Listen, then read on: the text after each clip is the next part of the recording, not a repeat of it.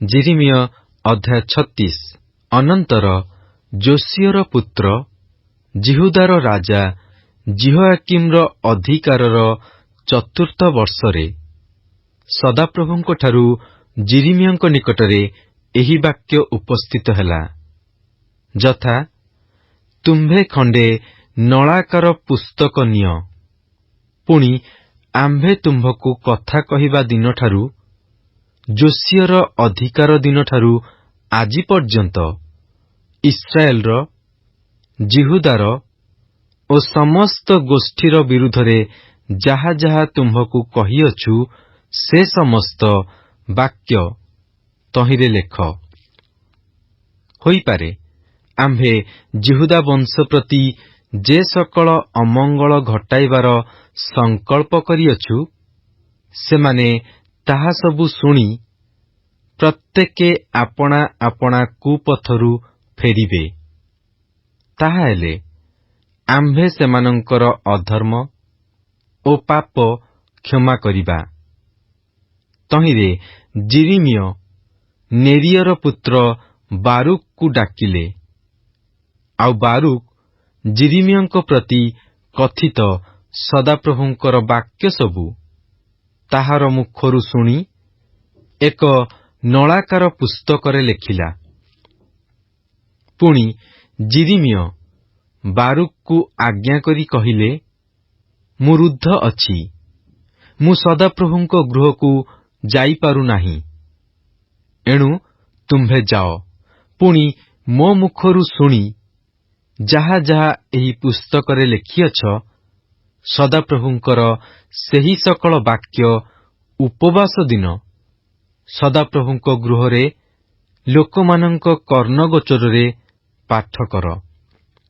ମଧ୍ୟ ଆପଣା ଆପଣା ନଗରରୁ ଆଗତ ଜିହୁଦାର ସମସ୍ତ ଲୋକଙ୍କ କର୍ଣ୍ଣଗୋଚରରେ ତୁମ୍ଭେ ତାହା ପାଠ କରିବ। ହୋଇପାରେ ସେମାନେ ସଦାପ୍ରଭୁଙ୍କ ସାକ୍ଷାତରେ ଆପଣା ଆପଣାର ନିବେଦନ ଜଣାଇବେ ଓ ପ୍ରତ୍ୟେକେ ଆପଣା ଆପଣା କୁପଥରୁ ଫେରିବେ। କାରଣ ସଦାପ୍ରଭୁ ଏହି ଲୋକମାନଙ୍କ ବିରୁଦ୍ଧରେ ମହାକ୍ରୋଧ ଓ ପ୍ରଚଣ୍ଡ କୋପର କଥା କହିଅଛନ୍ତି। ତହିଁରେ ନେରିୟର ପୁତ୍ର ବାରୁକ ଯିରିମିୟ ଭବିଷ୍ୟଦ୍ବକ୍ତାଙ୍କର ସକଳ ଆଜ୍ଞାନୁସାରେ କାର୍ଯ୍ୟ କରି ସେହି ପୁସ୍ତକରେ ଲିଖିତ ସଦାପ୍ରଭୁଙ୍କର ବାକ୍ୟ ସଦାପ୍ରଭୁଙ୍କ ଗୃହରେ ପାଠ କଲା। ଏ ଉତ୍ତାରେ ଯୋସିୟର ପୁତ୍ର ଜିହୁଦାର ରାଜା ଜିହୋୟାକିମର ଅଧିକାରର ପଞ୍ଚମ ବର୍ଷର ନବମ ମାସରେ ଜିରୁସାଲମସ୍ଥ ସମସ୍ତ ଲୋକ ଓ ଜିହୁଦାର ନଗର ସମୂହରୁ ଜିରୁସାଲମକୁ ଆଗତ ସମସ୍ତ ଲୋକ ସଦାପ୍ରଭୁଙ୍କ ସାକ୍ଷାତରେ ଉପବାସ ଘୋଷଣା କଲେ।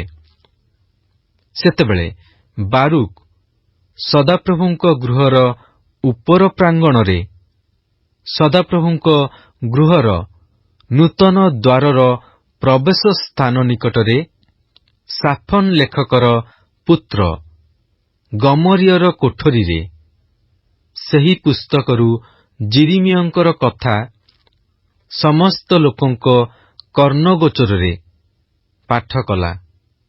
ପୁଣି ସାଫନର ପୌତ୍ର ଗମରିୟର ପୁତ୍ର ମିଖାୟ ସେହି ପୁସ୍ତକରୁ ସଦାପ୍ରଭୁଙ୍କର ବାକ୍ୟ ସବୁ ଶୁଣନ୍ତେ ସେ ରାଜଗୃହକୁ ଓହ୍ଲାଇ ଲେଖକର କୋଠରୀକି ଗଲା।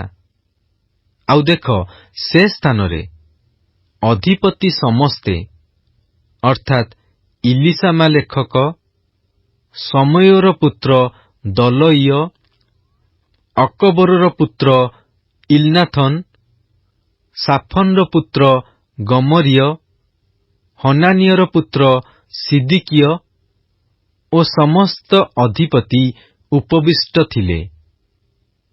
ତେବେ ବାରୁକ ଲୋକମାନଙ୍କ କର୍ଣ୍ଣଗୋଚରରେ ପୁସ୍ତକ ପାଠ କଲାବେଳେ ମିଖାୟ ଯାହା ଯାହା ଶୁଣିଥିଲା ସେ ସବୁ କଥା ସେମାନଙ୍କୁ ଜଣାଇଲା। ଏହେତୁ ଅଧିପତି ସମସ୍ତେ କୁଶୀର ପ୍ରପୌତ୍ର, ସେଲିମିୟର ପୌତ୍ର, ନଥନିୟର ପୁତ୍ର ଜିହୁଦୀକୁ ବାରୁକ୍ ନିକଟକୁ ପଠାଇ କହିଲେ, ତୁମ୍ଭେ ଲୋକମାନଙ୍କ କର୍ଣ୍ଣଗୋଚରରେ ଯେଉଁ ପୁସ୍ତକ ପାଠ କରିଅଛ, ତାହା ହସ୍ତରେ ଘେନି ଆସ। ତହିଁରେ ନେରିୟର ପୁତ୍ର ବାରୁକ୍ ପୁସ୍ତକଟି ହସ୍ତରେ ଘେନି ସେମାନଙ୍କ ନିକଟରେ ଉପସ୍ଥିତ ହେଲା। ତହିଁରେ ସେମାନେ ତାହାକୁ କହିଲେ, ଏବେ ବସି ଆମ୍ଭମାନଙ୍କ କର୍ଣ୍ଣଗୋଚରରେ ତାହା ପାଠ କର। ତହୁଁ ବାରୁକ୍ ସେମାନଙ୍କ କର୍ଣ୍ଣଗୋଚରରେ ତାହା ପାଠ କଲା। ସେତେବେଳେ ସେମାନେ ସବୁ କଥା ଶୁଣି ଭୟରେ ଏକ ଆରେକ ପ୍ରତି ଅନାଇଲେ।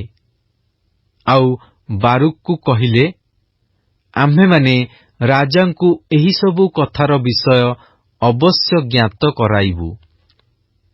ପୁଣି ସେମାନେ ବାରୁକ୍କୁ ପଚାରିଲେ, କହିଲ, ତୁମ୍ଭେ କିପରି କରି ତାହା ମୁଖରୁ ଏସବୁ କଥା ଶୁଣି ଲେଖିଲ?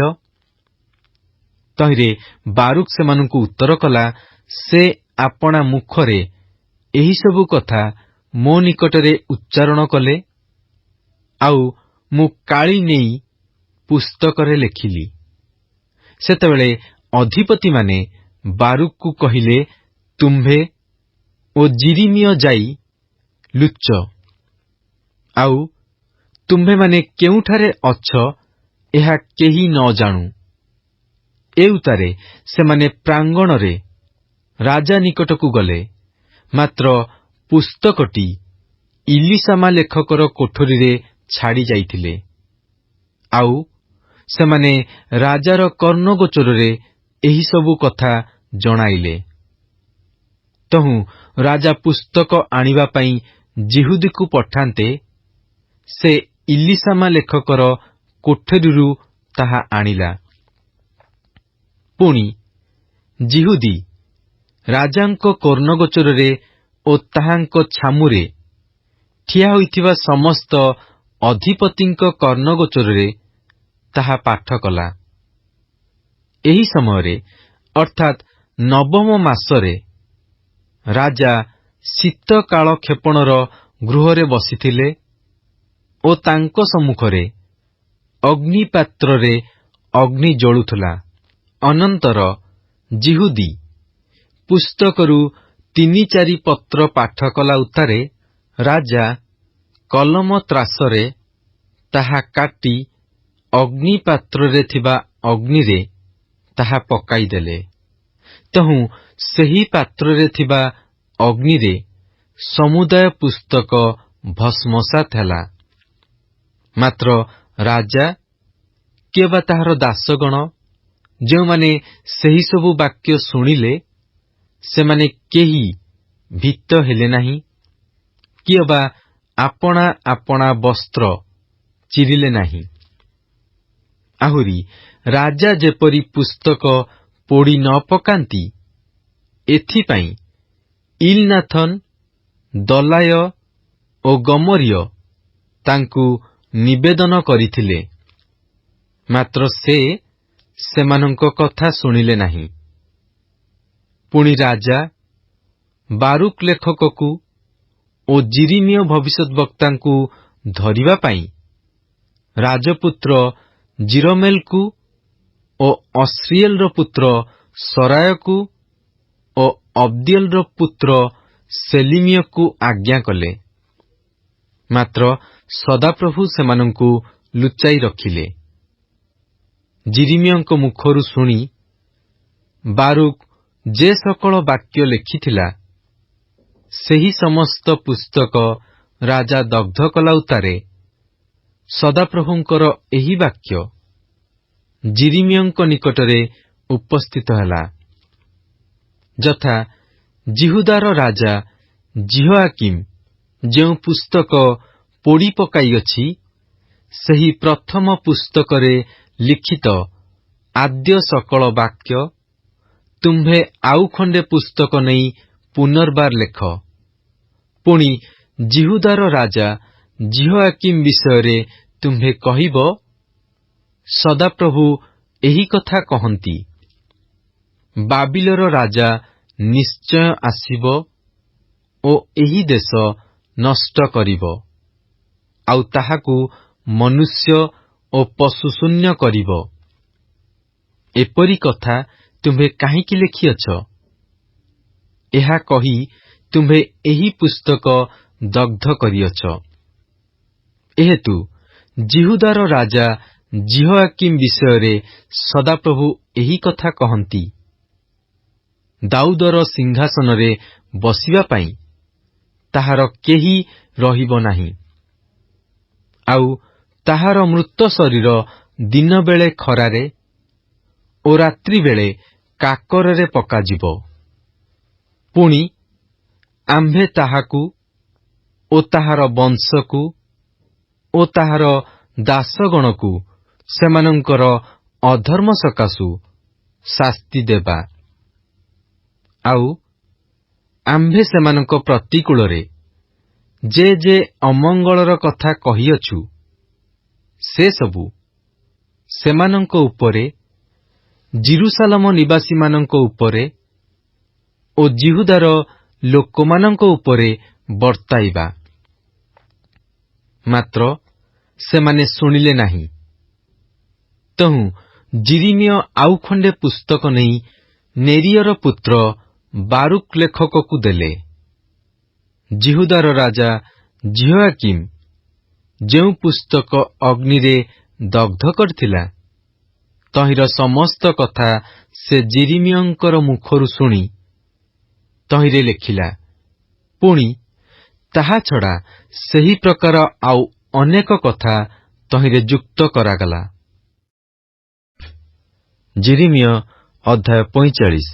ଯୋସିୟର ପୁତ୍ର ଜିହୁଦାର ରାଜା ଜିହୋଆକିମ୍ର ଅଧିକାରର 4ଥ ବର୍ଷରେ ନେରିୟର ପୁତ୍ର ବାରୁକ୍ ଏହି ସମସ୍ତ କଥା ଯିରିମିୟଙ୍କ ମୁଖରୁ ଶୁଣି ପୁସ୍ତକରେ ଲେଖିଲାବେଳେ, ଯିରିମିୟ ଭବିଷ୍ୟତ ବକ୍ତା ତାହାକୁ ଏହି କଥା କହିଲେ, ହେ ବାରୁକ୍, ସଦାପ୍ରଭୁ ଇସ୍ରାଏଲର ପରମେଶ୍ୱର ତୁମ୍ଭକୁ ଏହି କଥା କହନ୍ତି, ତୁମ୍ଭେ କହିଲ, ହାୟ ହାୟ, ମୁଁ ଏବେ ସନ୍ତାପର ପାତ୍ର, କାରଣ ସଦାପ୍ରଭୁ ମୋ ବେଦନାରେ ଦୁଃଖ ଯୋଗ କରିଅଛନ୍ତି।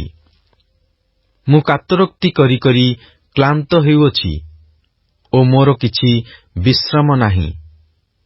ତୁମ୍ଭେ ତାହାକୁ କୁହ, ସଦାପ୍ରଭୁ ଏହି କଥା କହନ୍ତି, ଦେଖ, ଆମ୍ଭେ ଯାହା ନିର୍ମାଣ କରିଅଛୁ, ତାହା ଆମ୍ଭେ ଭାଙ୍ଗି ପକାଇବା ଓ ଯାହା ରୋପଣ କରିଅଛୁ, ତାହା ଆମ୍ଭେ ଉପାଡ଼ି ପକାଇବା, ଆଉ ସମୁଦାୟ ଦେଶରେ ଏହା କରିବା। ତୁମ୍ଭେ କି ଆପଣା ପାଇଁ ମହତ୍ ବିଷୟମାନ ଚେଷ୍ଟା କରୁଅଛ? ତାହା ଚେଷ୍ଟା କର ନାହିଁ, କାରଣ ସଦାପ୍ରଭୁ କହନ୍ତି, ଦେଖ, ଆମ୍ଭେ ସମଗ୍ର ପ୍ରାଣୀ ଉପରେ ଅମଙ୍ଗଳ ଘଟାଇବା। ମାତ୍ର ତୁମ୍ଭେ ଯେ ସ୍ଥାନକୁ ଯାଉଅଛ, ସେ ସକଳ ସ୍ଥାନରେ ଲୁଟ୍ ଦ୍ରବ୍ୟ ତୁଲ୍ୟ ଆମ୍ଭେ ତୁମ୍ଭର ପ୍ରାଣ ତୁମ୍ଭକୁ ଦେବା। ଯିରିମିୟ ଅଧ୍ୟାୟ 25। ଯୋସିୟର ପୁତ୍ର ଜିହୁଦାର ରାଜା ଜିହୋଆକିମ୍ର ଅଧିକାରର 4ଥ ବର୍ଷରେ ଜିହୁଦାର ସମଗ୍ର ଲୋକ ବିଷୟରେ ଯିରିମିୟଙ୍କ ନିକଟରେ ଏହି ବାକ୍ୟ ଉପସ୍ଥିତ ହେଲା। ସେହି ବର୍ଷ ବାବିଲର ରାଜା ନବୁକଦ୍ନେଚ୍ଚରର ଅଧିକାରର 1ମ ବର୍ଷ ଥିଲା। ଯିରିମିୟ ଭବିଷ୍ୟତ ବକ୍ତା ଜିହୁଦାର ସମସ୍ତ ଲୋକ ଓ ଜିରୁସାଲମ ନିବାସୀ ସମସ୍ତଙ୍କ ନିକଟରେ ସେହି ବାକ୍ୟ ପ୍ରଚାର କରି କହିଲେ, ଆମନ୍ର ପୁତ୍ର ଜିହୁଦାର ରାଜା ଯୋସିୟର ଅଧିକାରର 13 ବର୍ଷଠାରୁ ଆଜି ପର୍ଯ୍ୟନ୍ତ ଏହି 23 ବର୍ଷ ଯାକ ସଦାପ୍ରଭୁଙ୍କର ବାକ୍ୟ ମୋ ନିକଟରେ ଉପସ୍ଥିତ ହୋଇଅଛି ଓ ମୁଁ ପ୍ରତ୍ୟୁଷରେ ଉଠି ତାହା ତୁମ୍ଭମାନଙ୍କୁ କହିଅଛି, ମାତ୍ର ତାହା ତୁମ୍ଭେମାନେ ଶୁଣିନାହଁ। ଆଉ ସଦାପ୍ରଭୁ ପ୍ରତ୍ୟୁଷରେ ଉଠି ଆପଣାର ସମସ୍ତ ଦାସ ଭବିଷ୍ୟଦ୍ବକ୍ତାଗଣଙ୍କୁ ତୁମ୍ଭମାନଙ୍କ ନିକଟକୁ ପଠାଇଅଛନ୍ତି, ମାତ୍ର ତୁମ୍ଭେମାନେ ଶୁଣିନାହଁ, କିଏବା ଶୁଣିବା ପାଇଁ କର୍ଣ୍ଣପାତ କରିନାହଁ। ମୁଁ କହିଅଛି, ତୁମ୍ଭେମାନେ ପ୍ରତ୍ୟେକ ଜଣ ଆପଣା ଆପଣା କୁପଥରୁ ଓ ଆପଣା ଆପଣା ଆଚରଣର ଦୁଷ୍ଟତାରୁ ଫେର। ତହିଁରେ ସଦାପ୍ରଭୁ ପୁରାତନ କାଳରୁ ସଦାକାଳ ନିମନ୍ତେ ତୁମ୍ଭମାନଙ୍କୁ ଓ ତୁମ୍ଭମାନଙ୍କର ପିତୃପୁରୁଷଗଣକୁ ଯେଉଁ ଦେଶ ଦେଇଅଛନ୍ତି, ତହିଁ ମଧ୍ୟରେ ତୁମ୍ଭେମାନେ ବାସ କରିବ। ଆଉ ଅନ୍ୟ ଦେବଗଣର ସେବା ଓ ସେମାନଙ୍କୁ ପ୍ରଣାମ କରିବା ନିମନ୍ତେ ସେମାନଙ୍କ ପଶ୍ଚାଦ୍ଗାମୀ ହୁଅ ନାହିଁ ଓ ଆପଣମାନଙ୍କ ହସ୍ତକୃତ କର୍ମ ଦ୍ୱାରା ମୋତେ ବିରକ୍ତ କର ନାହିଁ। ତହିଁରେ ମୁଁ ତୁମ୍ଭମାନଙ୍କର କୌଣସି ଅମଙ୍ଗଳ କରିବି ନାହିଁ। ତଥାପି ସଦାପ୍ରଭୁ କହନ୍ତି, ତୁମ୍ଭେମାନେ ଆମ୍ଭ କଥାରେ ଅବଧାନ କରିନାହଁ ଓ ଆପଣମାନଙ୍କ ଅମଙ୍ଗଳ ନିମନ୍ତେ ନିଜ ହସ୍ତକୃତ କର୍ମ ଦ୍ୱାରା ଆମ୍ଭଙ୍କୁ ବିରକ୍ତ କରିଅଛ। ଏହେତୁ ସୈନ୍ୟାଧିପତି ସଦାପ୍ରଭୁ ଏହି କଥା କହନ୍ତି, ତୁମ୍ଭେମାନେ ଆମ୍ଭର ବାକ୍ୟରେ ଅବଧାନ କରିନାହଁ। ଏଥିପାଇଁ ଦେଖ, ଆମ୍ଭେ ଲୋକ ପଠାଇ ଉତ୍ତର ଦିଗସ୍ଥିତ ସମସ୍ତ ଗୋଷ୍ଠୀଙ୍କୁ ପୁଣି ଆମ୍ଭର ଦାସ ବାବିଲର ରାଜା ନବୁଖଦ୍ନେସ୍ସରକୁ ନେଇ ଏହି ଦେଶ ବିରୁଦ୍ଧରେ ଓ ତନ୍ନିବାସୀମାନଙ୍କ ବିରୁଦ୍ଧରେ ଓ ତହିଁର ଚତୁର୍ଦିଗସ୍ଥ ଏହିସବୁ ଗୋଷ୍ଠୀ ବିରୁଦ୍ଧରେ ଆଣିବା। ଆଉ ଆମ୍ଭେ ସେମାନଙ୍କୁ ନିଃଶେଷ ରୂପେ ବିନାଶ କରିବା ଓ ସେମାନଙ୍କୁ ବିସ୍ମୟ ଓ ଶିସ୍ ଶବ୍ଦର ବିଷୟ ଓ ଚିରକାଳର ଉଚ୍ଚନ ସ୍ଥାନ କରିବା। ଆହୁରି ଆମ୍ଭେ ସେମାନଙ୍କ ମଧ୍ୟରୁ ଆମୋଦର ଧ୍ୱନି ଓ ଆନନ୍ଦର ଧ୍ୱନି ଓ ବରର ରବ ଓ କନ୍ୟାର ରବ, ଚକିର ଶବ୍ଦ ଓ ପ୍ରଦୀପର ଆଲୁଅ ଦୂର କରିବା। ତହିଁରେ ଏହି ସମୁଦାୟ ଦେଶ ଉଚ୍ଚନ ସ୍ଥାନ ଓ ବିସ୍ମୟର ବିଷୟ ହେବ ଓ ଏହିସବୁ ଗୋଷ୍ଠୀ 70 ବର୍ଷ ବାବିଲ ରାଜାର ଦାସତ୍ୱ କରିବେ। ପୁଣି ସଦାପ୍ରଭୁ କହନ୍ତି, 70 ବର୍ଷ ସମ୍ପୂର୍ଣ୍ଣ ହେଲେ ଆମ୍ଭେ ବାବିଲ ରାଜାକୁ ଓ ସେହି ଗୋଷ୍ଠୀକି ଓ କଲ୍ଦୀୟମାନଙ୍କ ଦେଶକୁ ସେମାନଙ୍କ ଅଧର୍ମ ସକାଶେ ଶାସ୍ତି ଦେବା ଓ ତାହା ସଦାକାଳ ଧ୍ୱଂସସ୍ଥାନ କରିବା। ଆଉ ଆମ୍ଭେ ସେହି ଦେଶ ବିରୁଦ୍ଧରେ ଯାହା ଯାହା କହିଅଛୁ, ଅର୍ଥାତ୍ ସକଳ ଗୋଷ୍ଠୀ ବିରୁଦ୍ଧରେ ଯିରିମିୟଙ୍କ ଦ୍ୱାରା ପ୍ରଚାରିତ ଯେ ଯେ ଭବିଷ୍ୟଦ୍ବାକ୍ୟ ଏହି ପୁସ୍ତକରେ ଲିଖିତ ଅଛି, ଆମ୍ଭର ସେହି ସମସ୍ତ ବାକ୍ୟ ଆମ୍ଭେ ସେହି ଦେଶ ପ୍ରତି ସଫଳ କରିବା। କାରଣ ଅନେକ ଗୋଷ୍ଠୀ ଓ ମହାନ ମହାନ ରାଜାମାନେ ସେମାନଙ୍କୁ ହିଁ ଆପଣାମାନଙ୍କର ଦାସ୍ୟକର୍ମ କରାଇବେ। ଆଉ ଆମ୍ଭେ ସେମାନଙ୍କ କ୍ରିୟାନୁସାରେ ଓ ସେମାନଙ୍କ ହସ୍ତକୃତ କର୍ମାନୁସାରେ ସେମାନଙ୍କୁ ପ୍ରତିଫଳ ଦେବା। କାରଣ ସଦାପ୍ରଭୁ ଇସ୍ରାଏଲର ପରମେଶ୍ୱର ମୋତେ ଏହି କଥା କହନ୍ତି, ତୁମ୍ଭେ ଆମ୍ଭ ହସ୍ତରୁ ଏହି ପ୍ରଚଣ୍ଡ କ୍ରୋଧରୂପ ଦ୍ରାକ୍ଷାରସର ପାତ୍ର ନେଇ ଆମ୍ଭେ ତୁମ୍ଭକୁ ଯେଉଁ ସକଳ ଗୋଷ୍ଠୀ ନିକଟକୁ ପଠାଉ, ସେମାନଙ୍କୁ ତାହା ପାନ କରାଅ। ତହିଁରେ ସେମାନେ ତାହା ପାନ କରି ଏଣେ ତେଣେ ଟଳଟଳ ହେବେ। ପୁଣି ଆମ୍ଭେ ସେମାନଙ୍କ ମଧ୍ୟକୁ ଯେଉଁ ଖଡ୍ଗ ପଠାଇବା, ତହିଁ ସକାଶୁ ସେମାନେ ଉନ୍ମତ୍ତ ହେବେ। ତହିଁରେ ମୁଁ ସଦାପ୍ରଭୁଙ୍କ ହସ୍ତରୁ ସେହି ପାତ୍ର ନେଇ ସଦାପ୍ରଭୁ ମତେ ଯେଉଁ ଯେଉଁ ଗୋଷ୍ଠୀ ନିକଟକୁ ପଠାଇଲେ, ସେହି ସମସ୍ତଙ୍କୁ ତାହା ପାନ କରାଇଲି। ଅର୍ଥାତ୍ ଆଜିର ତୁଲ୍ୟ ଉତ୍ସନ ସ୍ଥାନ ଓ ବିସ୍ମୟର ଆଉ ଶୀଷ ଶବ୍ଦର ଓ ଅଭିଶାପର ବିଷୟ ହେବା ନିମନ୍ତେ ଜିରୁସାଲମକୁ, ଜିହୁଦାର ନଗର ସମୂହକୁ, ଆଉ ତହିଁର ରାଜା ଓ ଅଧିପତିମାନଙ୍କୁ ପାନ କରାଇଲି। ମିଶରର ରାଜା ଫାରୋକୁ, ତାହାର ଦାସଗଣକୁ ଓ ଅଧିପତିଗଣକୁ ଓ ତାହାର ସମସ୍ତ ଲୋକଙ୍କୁ, ପୁଣି ମିଶ୍ରିତ ଲୋକ ସମସ୍ତଙ୍କୁ ଓ ଉସ୍ ଦେଶସ୍ଥ ସମସ୍ତ ରାଜାଙ୍କୁ ଓ ପଲେଷ୍ଟିୟ ଦେଶସ୍ଥ ସମସ୍ତ ରାଜାଙ୍କୁ, ଆଉ ଅସ୍କିଲୋନ୍, ଘସା ଓ ଇକ୍ରୋନ୍ ଓ ଅସ୍ଦୋଦ୍ର ଅବଶିଷ୍ଟାଂଶକୁ ପାନ କରାଇଲି।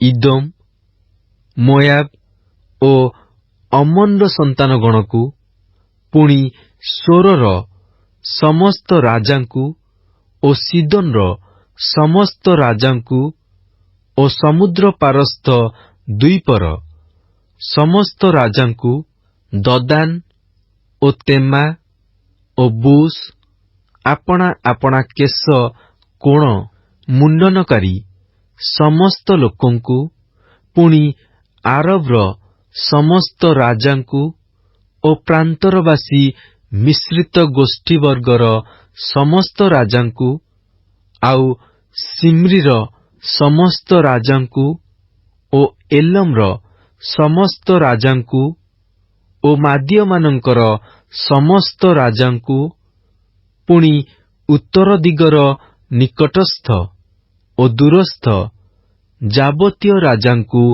ଏକ ଆରେକର ସହିତ ଓ ଭୂମଣ୍ଡଳର ଉପରିସ୍ଥ ଜଗତର ସମୁଦାୟ ରାଜ୍ୟକୁ ପାନ କରାଇଲି।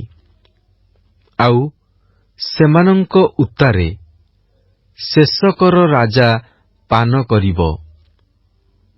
ଆଉ ତୁମ୍ଭେ ସେମାନଙ୍କୁ କହିବ, ସୈନ୍ୟାଧିପତି ସଦାପ୍ରଭୁ ଇସ୍ରାଏଲର ପରମେଶ୍ୱର ଏହି କଥା କହନ୍ତି, ତୁମ୍ଭେମାନେ ପାନ କରି ମତ୍ତ ହୁଅ ଓ ବାନ୍ତି କର।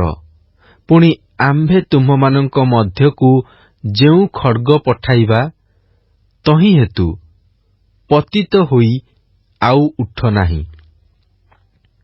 ଆଉ ସେମାନେ ତୁମ୍ଭ ହସ୍ତରୁ ପାତ୍ର ନେଇ ପାନ କରିବାକୁ ଯେବେ ଅସମତ ହେବେ, ତେବେ ତୁମ୍ଭେ ସେମାନଙ୍କୁ ଏହି କଥା କହିବ, ସୈନ୍ୟାଧିପତି ସଦାପ୍ରଭୁ ଏହି ରୂପେ କଥା କହନ୍ତି, ତୁମ୍ଭେମାନେ ଅବଶ୍ୟ ପାନ କରିବ।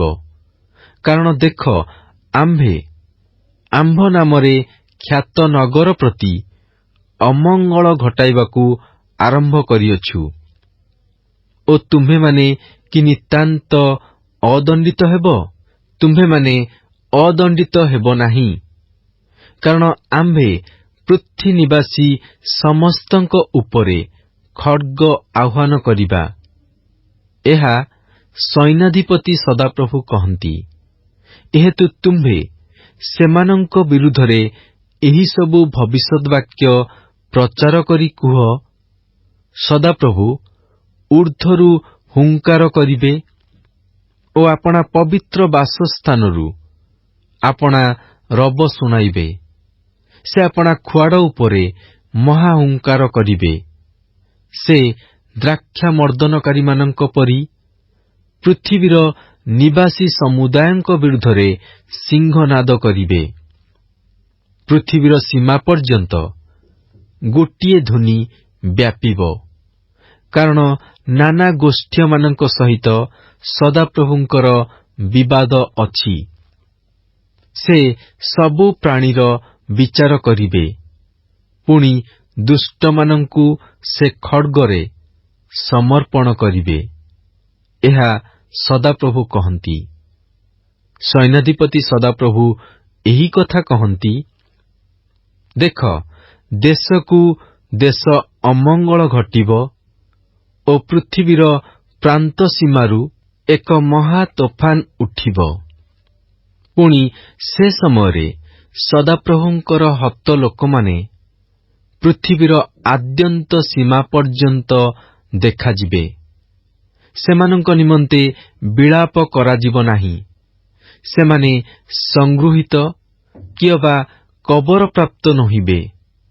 ସେମାନେ ଭୂମି ଉପରେ ଖତ ପରି ପଡ଼ି ରହିବେ। ହେ ମେଷପାଳକଗଣ, ତୁମ୍ଭେମାନେ ହାହାକାର ଓ କ୍ରନ୍ଦନ କର। ହେ ମେଷଗଣର ଅଗ୍ରଗଣ୍ୟମାନେ, ତୁମ୍ଭେମାନେ ଭସ୍ମରେ ଗଡ଼। କାରଣ ତୁମମାନଙ୍କର ହତ୍ୟା ସମୟ ସମ୍ପୂର୍ଣ୍ଣ ରୂପେ ଉପସ୍ଥିତ ହେଲା। ଆଉ ଆମ୍ଭେ ତୁମ୍ଭମାନଙ୍କୁ ଖଣ୍ଡ ଖଣ୍ଡ କରି ଭାଙ୍ଗିବା ଓ ତୁମ୍ଭେମାନେ ମନୋହର ପାତ୍ର ତୁଲ୍ୟ ପଡ଼ିଯିବ। ପୁଣି ମେଷପାଳକମାନେ ପଳାଇବାର ବାଟ ପାଇବେ ନାହିଁ ଓ ପଲର ଅଗ୍ରଗଣ୍ୟମାନେ ରକ୍ଷା ପାଇବେ ନାହିଁ। ମେଷପାଳକମାନଙ୍କର କ୍ରନ୍ଦନ ଶବ୍ଦ ଓ ମେଷର ଅଗ୍ରଗଣ୍ୟମାନଙ୍କର ହାହାକାର ଶବ୍ଦ ଶୁଣାଯାଏ। କାରଣ ସଦାପ୍ରଭୁ ସେମାନଙ୍କର ଚରାସ୍ଥାନ ଉଜାଡ଼ କରୁଅଛନ୍ତି। ଆଉ ସଦାପ୍ରଭୁଙ୍କର ପ୍ରଚଣ୍ଡ କ୍ରୋଧ ସକାଶୁ ଶାନ୍ତିଯୁକ୍ତ ଖୁଆଡ଼ ସବୁ ନିଃଶବ୍ଦ ହେଉଅଛି। ସେ ସିଂହତୁଲ୍ୟ ଆପଣା ଗହ୍ୱର ତ୍ୟାଗ କରିଅଛନ୍ତି। ତାହାଙ୍କର ଉତ୍ପୀଡ଼କ ଖଡ୍ଗର ଭୟଙ୍କରତା ହେତୁରୁ ଓ ତାହାଙ୍କ ପ୍ରଚଣ୍ଡ କ୍ରୋଧ ହେତୁରୁ ଦେଶ ବିସ୍ମୟ ସ୍ଥାନ ହୋଇଅଛି। ହବକୁକ ଅଧ୍ୟାୟ 1। ହବକୁକ ଭବିଷ୍ୟଦ୍ବକ୍ତାଙ୍କର ପ୍ରାପ୍ତ ଦର୍ଶନର ଭାରକ୍ତି। ହେ ସଦାପ୍ରଭୁ, ମୁଁ କେତେ କାଳ ଆର୍ତ୍ତନାଦ କରିବି, ଆଉ ତୁମ୍ଭେ ଶୁଣିବ ନାହିଁ? ମୁଁ ଦୌରାତ୍ମ୍ୟ ବିଷୟରେ ତୁମ୍ଭ ନିକଟରେ ଆର୍ତ୍ତନାଦ କରୁଅଛି ଓ ତୁମ୍ଭେ ଉଦ୍ଧାର କରିବ ନାହିଁ। ତୁମ୍ଭେ କାହିଁକି ମୋତେ ଅଧର୍ମ ଦେଖାଉଅଛ ଓ କୁଟିଳତା ପ୍ରତି ଦୃଷ୍ଟିପାତ କରୁଅଛ? କାରଣ ମୋ ସମ୍ମୁଖରେ ଧନାପହାର ଓ ଦୌରାତ୍ମ୍ୟ ଥାଏ। ପୁଣି ବିବାଦ ହୁଏ ଓ ବିରୋଧ ବଢ଼ି ଉଠେ। ଏଥିପାଇଁ ବ୍ୟବସ୍ଥା ନିସ୍ତେଜ ହୋଇଅଛି ଓ ବିଚାର କେବେ ନିଷ୍ପନ୍ନ ହେଉନାହିଁ। କାରଣ ଦୁର୍ଜନମାନେ ଧାର୍ମିକକୁ ଘେରନ୍ତି, ଏଥିପାଇଁ ବିଚାର ବିପରୀତ ହୋଇପଡ଼େ। ତୁମ୍ଭେମାନେ ଗୋଷ୍ଠୀଗଣ ମଧ୍ୟରେ ଦେଖି ମନୋଯୋଗ କର ଓ ଅତିଶୟ ଚମତ୍କୃତ ହୁଅ। କାରଣ ତୁମ୍ଭମାନଙ୍କ ସମୟରେ ଆମ୍ଭେ ଏକ କର୍ମ କରୁଅଛୁ, ସେ ବିଷୟ ତୁମ୍ଭମାନଙ୍କୁ କୁହାଗଲେ ହେଁ ତୁମ୍ଭେମାନେ ତାହା ବିଶ୍ୱାସ କରିବ ନାହିଁ। କାରଣ ଦେଖ, ଯେଉଁ କଲ୍ଦୀୟ ଲୋକମାନେ ନିଷ୍ଠୁର ଓ ଚଞ୍ଚଳ ଗୋଷ୍ଠୀ, ସେମାନଙ୍କୁ ଆମ୍ଭେ ଉଠାଉଅଛୁ। ଯେଉଁ ନିବାସ ସ୍ଥାନ ସକଳ ସେମାନଙ୍କର ନୁହେଁ, ତାହା ଅଧିକାର କରିବା ପାଇଁ ସେମାନେ ପୃଥିବୀର ବିସ୍ତାରର ସର୍ବତ୍ର ଯାତ୍ରା କରନ୍ତି। ସେମାନେ ତ୍ରାସଜନକ ଓ ଭୟଙ୍କର ଅଟନ୍ତି। ସେମାନଙ୍କର ଶାସନ ଓ ଗୌରବ ସେମାନଙ୍କର ନିଜଠାରୁ ନିର୍ଗତ ହୁଅଇ, ଆଉ ସେମାନଙ୍କର ଅଶ୍ୱଗଣ ଚିତାବାଘଠାରୁ ବେଗଗାମୀ ଓ ସନ୍ଧ୍ୟାକାଳର କେନ୍ଦୁଆଗଣଠାରୁ ଦୁରନ୍ତ। ଆଉ ସେମାନଙ୍କର ଅଶ୍ୱାରୋହୀମାନେ ଆପଣାମାନଙ୍କୁ ବ୍ୟାପ୍ତ କରୁଅଛନ୍ତି। ହଁ, ସେମାନଙ୍କର ଅଶ୍ୱାରୋହୀଗଣ ଦୂରରୁ ଆସୁଅଛନ୍ତି। ଗ୍ରାସ କରିବା ପାଇଁ ଦ୍ରୁତଗାମୀ ଉତ୍କର୍ଷ ପକ୍ଷୀ ପରି ସେମାନେ ଉଡ଼ୁଅଛନ୍ତି। ସେ ସମସ୍ତେ ଦୌରାତ୍ମ୍ୟ କରିବା ପାଇଁ ଆସୁଅଛନ୍ତି। ପୂର୍ବୀୟ ବାୟୁ ତୁଲ୍ୟ ସେମାନଙ୍କ ମୁଖ ବ୍ୟଗ୍ର ଭାବରେ ରଖାଯାଇଅଛି ଓ ସେମାନେ ବନ୍ଦୀଗଣକୁ ବାଲୁକାର ନ୍ୟାୟ ଏକତ୍ର କରୁଅଛନ୍ତି। ପୁଣି ସେ ରାଜଗଣକୁ ଉପହାସ କରେ ଓ ଓ ଅଧିପତିଗଣ ତାହାର ବିଦ୍ରୂପର ପାତ୍ର। ସେ ପ୍ରତ୍ୟେକ ଦୃଢ଼ ଦୁର୍ଗକୁ ତୁଚ୍ଛ ଜ୍ଞାନ କରେ, କାରଣ ସେ ଧୂଳି ଗଦା କରି ତାହା ହସ୍ତଗତ କରେ। ଏଉତାରେ ସେ ବାୟୁତୁଲ୍ୟ ବହି ବ୍ୟାପିଯିବ ଓ ସେ ଅର୍ଥାତ୍ ଯାହାର ଶକ୍ତି ତାହାର ଦେବତା, ସେ ଦଣ୍ଡନୀୟ ହେବ। ହେ ସଦାପ୍ରଭୁ, ମୋର ପରମେଶ୍ୱର, ମୋର ଧର୍ମସ୍ୱରୂପ, ତୁମ୍ଭେ କି ଅନାଦିକାଳଠାରୁ ନୁହଁ? ଆମ୍ଭେମାନେ ବିନଷ୍ଟ ନୋହିବା। ହେ ସଦାପ୍ରଭୁ, ତୁମ୍ଭେ ଶାସନାର୍ଥେ ତାହାକୁ ନିରୂପଣ କରିଅଛ। ପୁଣି ହେ ଶୈଳସ୍ୱରୂପ, ତୁମ୍ଭେ ଶାସ୍ତି ନିମନ୍ତେ ତାହାକୁ ସ୍ଥାପନ କରିଅଛ। ତୁମ୍ଭେ ତ ଏପରି ନିର୍ମଳ ଚକ୍ଷୁ ଯେ ମନ୍ଦ ଦେଖି ନ ପାର, ଓ ତୁମ୍ଭେ କୁଟିଳାଚରଣ ପ୍ରତି ଦୃଷ୍ଟି କରି ନ ପାର। ତେବେ ଯେଉଁମାନେ ବିଶ୍ୱାସଘାତକତା କରନ୍ତି, ସେମାନଙ୍କ ପ୍ରତି କାହିଁକି ଦୃଷ୍ଟିପାତ କରୁଅଛ ଓ ଦୁଷ୍ଟ ଲୋକ ଆପଣା ଅପେକ୍ଷା ଧାର୍ମିକ ଲୋକକୁ ଗ୍ରାସ କଲାବେଳେ କାହିଁକି ନୀରବ ହୋଇ ରହୁଅଛ? ଓ ମନୁଷ୍ୟକୁ ସମୁଦ୍ରର ମତ୍ସ୍ୟ ପରି ଓ ଯେଉଁମାନଙ୍କର ଅଧ୍ୟକ୍ଷ କେହି ନାହିଁ ଏପରି ଉରଗାମୀ କୀଟ ପରି କାହିଁକି କରୁଅଛ?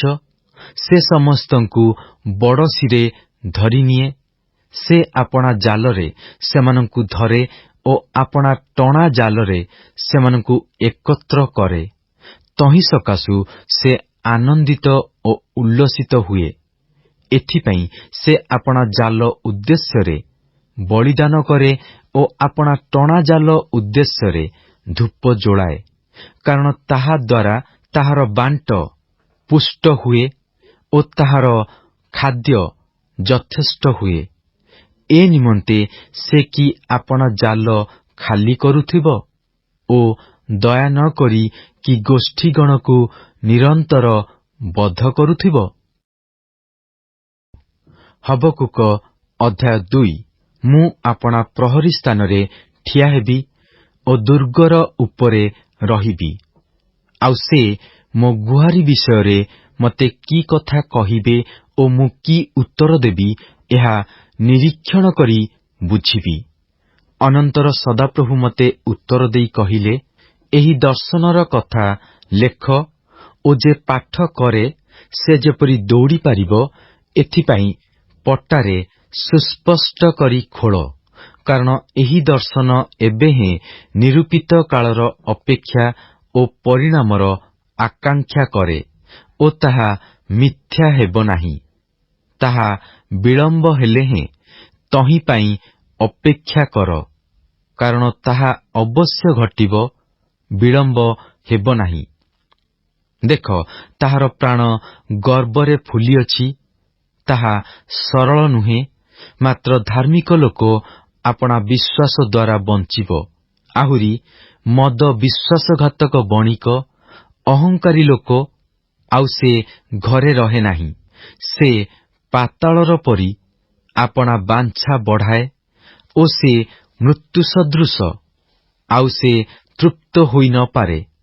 ମାତ୍ର ସେ ଆପଣା ନିକଟରେ ଯାବତୀୟ ଗୋଷ୍ଠୀ ଏକତ୍ର କରଇ ଓ ଯାବତୀୟ ଜନବୃନ୍ଦକୁ ଆପଣା ନିକଟରେ ସଂଗ୍ରହ କରେ।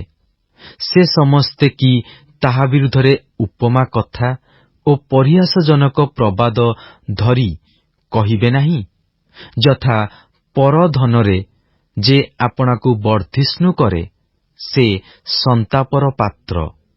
କେତେ କାଳ ବନ୍ଧକୀ ଦ୍ରବ୍ୟରେ ଯେ ଆପଣାକୁ ଭାରଗ୍ରସ୍ତ କରେ, ସେ ସନ୍ତାପର ପାତ୍ର। ଯେଉଁମାନେ ତୁମ୍ଭକୁ ଦଂଶନ କରିବେ, ସେମାନେ କି ହଠାତ୍ ଉଠିବେ ନାହିଁ? ଯେଉଁମାନେ ତୁମ୍ଭକୁ ବିରକ୍ତ କରିବେ, ସେମାନେ କି ଜାଗ୍ରତ ହେବେ ନାହିଁ? ଓ ତୁମ୍ଭେ କି ସେମାନଙ୍କ ପ୍ରତି ଲୁଟିତ ଦ୍ରବ୍ୟ ସ୍ୱରୂପ ହେବ ନାହିଁ? ତୁମ୍ଭେ ଅନେକ ଗୋଷ୍ଠୀଙ୍କୁ ଲୁଟିଅଛ।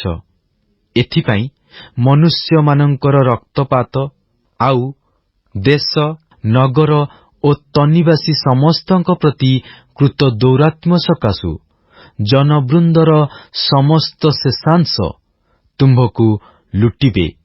ଯେଉଁ ଜନ ଉଚ୍ଚରେ ଆପଣା ବସା କରିବା ପାଇଁ ବିପଦର ହସ୍ତରୁ ଉଦ୍ଧାର କରିବା ପାଇଁ ଆପଣା ବଂଶ ନିମନ୍ତେ କୁଲାଭ ଉପାର୍ଜନ କରେ, ସେ ସନ୍ତାପର ପାତ୍ର। ତୁମ୍ଭେ ଅନେକ ଗୋଷ୍ଠୀଙ୍କୁ ଉଚ୍ଛିନ୍ନ କରିବା ଦ୍ୱାରା ଆପଣା ବଂଶର ଲଜ୍ଜାଜନକ ମନ୍ତ୍ରଣା କରିଅଛ ଓ ଆପଣା ପ୍ରାଣ ବିରୁଦ୍ଧରେ ପାପ କରିଅଛ। କାରଣ କାନ୍ଥ ଭିତରୁ ପଥର ଡାକ ପକାଇବ ଓ କାଠ ମଧ୍ୟରୁ କଡ଼ି କାଠ ତହିଁର ଉତ୍ତର ଦେବ। ଯେଉଁ ଜନ ରକ୍ତପାତ ଦ୍ୱାରା ପୁରୀ ନିର୍ମାଣ କରେ ଓ ଅଧର୍ମ ଦ୍ୱାରା ନଗର ସ୍ଥାପନ କରେ, ସେ ସନ୍ତାପର ପାତ୍ର। ଦେଖ, ଜନବୃନ୍ଦ ଅଗ୍ନିର ନିମନ୍ତେ ପରିଶ୍ରମ କରନ୍ତି ଓ ଗୋଷ୍ଠୀଗଣ ଅସାରତାର ନିମନ୍ତେ ଆପଣାମାନଙ୍କୁ କ୍ଳାନ୍ତ କରନ୍ତି। ଏହା କି ସୈନ୍ୟାଧିପତି ସଦାପ୍ରଭୁଙ୍କଠାରୁ ନ ହୁଅଇ? କାରଣ ଜଳରାଶି ଯେପରି ସମୁଦ୍ରକୁ ଆବୃତ କରେ, ସେପରି ସଦାପ୍ରଭୁଙ୍କ ମହିମା ବିଷୟକ ଜ୍ଞାନରେ ପୃଥିବୀ ପରିପୂର୍ଣ୍ଣ ହେବ। ଯେଉଁ ଜନ ଆପଣା ପ୍ରତିବାସୀର ଉଲ୍ଲଙ୍ଗତା ଦେଖିବା ନିମନ୍ତେ ତାହାକୁ ପାନ କରିବାକୁ ଦିଏ, ତହିଁ ସଙ୍ଗେ ଆପଣାର ବିଷ ମିଶାଇ ତାହାକୁ ମତ୍ତ କରେ, ସେ ସନ୍ତାପର ପାତ୍ର। ତୁମ୍ଭେ ଗୌରବ ବଦଳରେ ଅପମାନରେ ପରିପୂର୍ଣ୍ଣ ହୋଇଅଛ। ତୁମ୍ଭେ ମଧ୍ୟ ପାନ କରି ଅସୁନତର ନ୍ୟାୟ ହୁଅ। ସଦାପ୍ରଭୁଙ୍କ ଦକ୍ଷିଣ ହସ୍ତସ୍ଥିତ ପାନପାତ୍ର ତୁମ୍ଭ ଆଡ଼େ ଫେରାଯିବ ଓ ତୁମ୍ଭ ଗୌରବର ଉପରେ ଘୃଣାଜନକ ଲଜ୍ଜା ବର୍ତ୍ତିବ। କାରଣ ମନୁଷ୍ୟମାନଙ୍କର ରକ୍ତପାତ ଓ ଦେଶ ପ୍ରତି, ନଗର ପ୍ରତି ଓ ତନିବାସୀ ସମସ୍ତଙ୍କ ପ୍ରତି କୃତ ଦୌରାତ୍ମ୍ୟ ସକାଶୁ, ଲିବାନନର ପ୍ରତି କୃତ ଦୌରାତ୍ମ୍ୟ ଓ ପଶୁଗଣର ତ୍ରାସଜନକ ସଂହାର ତୁମ୍ଭକୁ ଆଚ୍ଛନ୍ନ କରିବ। ଖୋଦିତ ପ୍ରତିମାରେ କି ଲାଭ ଯେ ତହିଁର ନିର୍ମାଣକର୍ତ୍ତା ତାହା ଖୋଦନ କରେ? ଛାଞ୍ଚରେ ଢଳା ପ୍ରତିମାରେ ଓ ମିଥ୍ୟା ଶିକ୍ଷକରେ କି ଲାଭ ଯେ ଆପଣାର ନିର୍ମିତ ବସ୍ତୁର ନିର୍ମାଣକାରୀ ତହିଁରେ ବିଶ୍ୱାସ କରି ମୂକ ଦେବତା ନିର୍ମାଣ କରେ?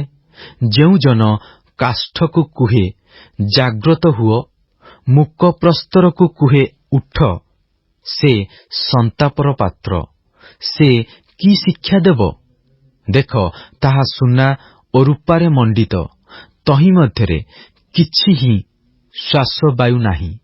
ମାତ୍ର ସଦାପ୍ରଭୁ ଆପଣା ପବିତ୍ର ମନ୍ଦିରରେ ଅଛନ୍ତି।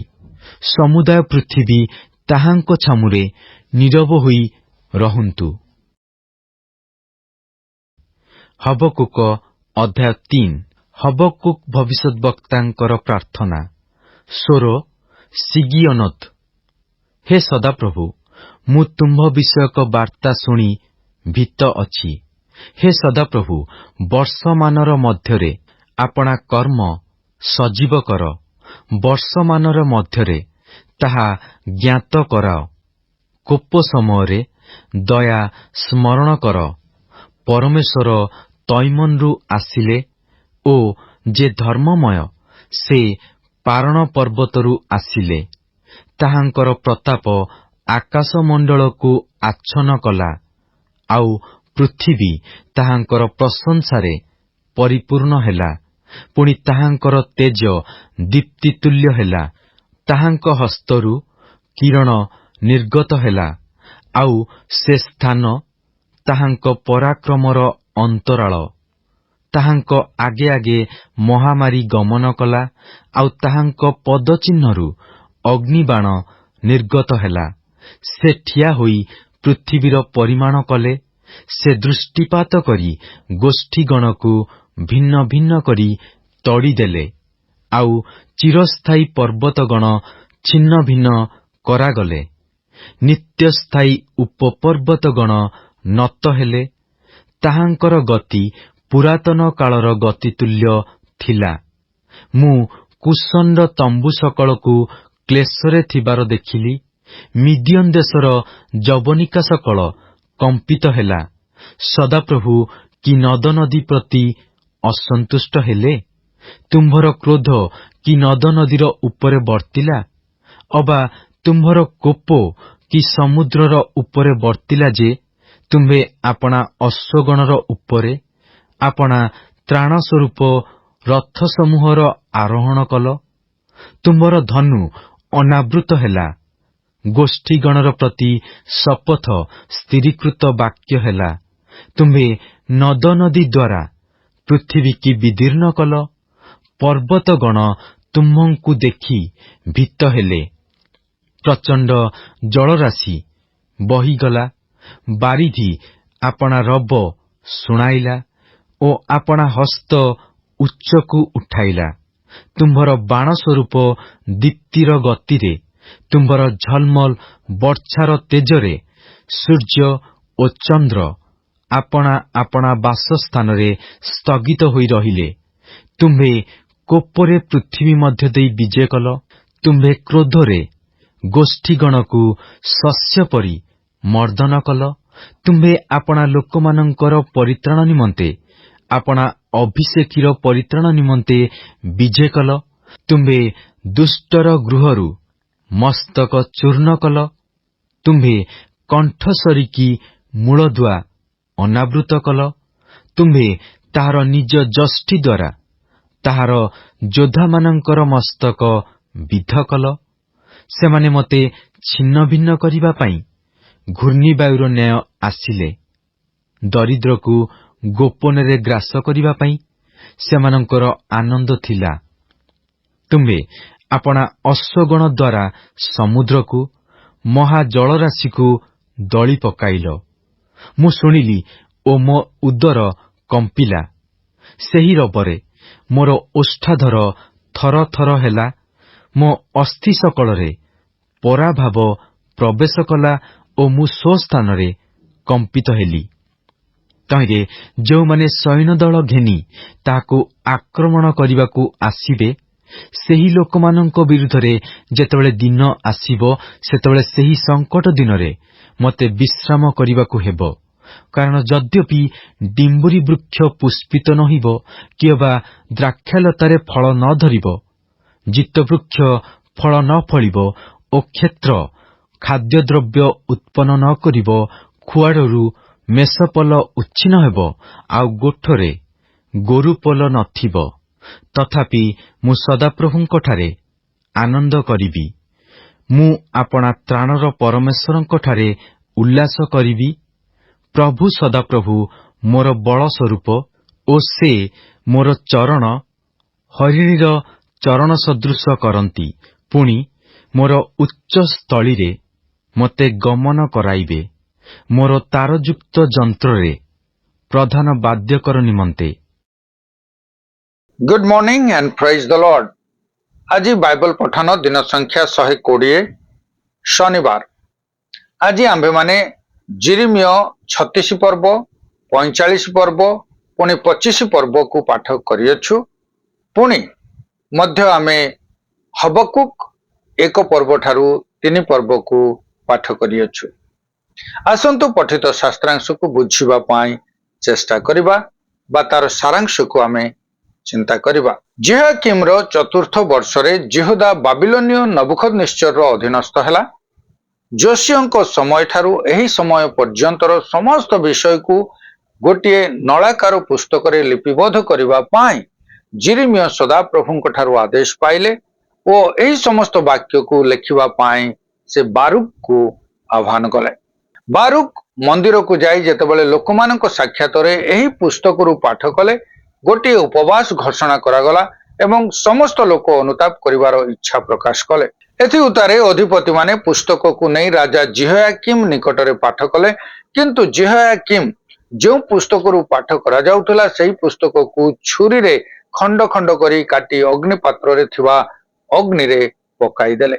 ସଦାପ୍ରଭୁ ସେହି ସମସ୍ତ ବାକ୍ୟକୁ ପୁନର୍ବାର ଗୋଟିଏ ପୁସ୍ତକରେ ଲେଖି ରଖିବା ପାଇଁ ଜିରିମିୟଙ୍କୁ କହିଲେ।